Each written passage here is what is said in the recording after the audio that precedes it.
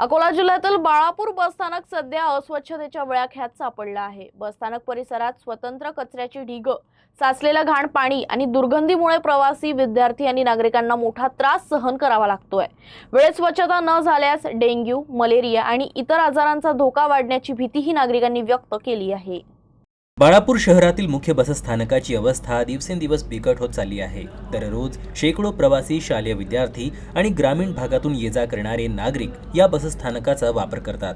मात्र परिसरात सर्वत्र कचऱ्याचे ढीग, प्लास्टिक कचरा, साचलेले घाण पाणी आणि दुर्गंधीमुळे प्रवाशांना मोठ्या गैरसोयीचा सामना करावा लागतोय। स्थानिक नागरिकांच्या म्हणण्यानुसार बसस्थानकाची नियमित स्वच्छता होत नसल्यानं परिसरातील घाण दिवसेंदिवस वाढत आहे। स्वच्छतेचे कंत्राट असतानाही संबंधित कंत्राटदाराकडून नियमित साफसफाई केली जात नसल्याचा आरोप यावेळी करण्यात आला।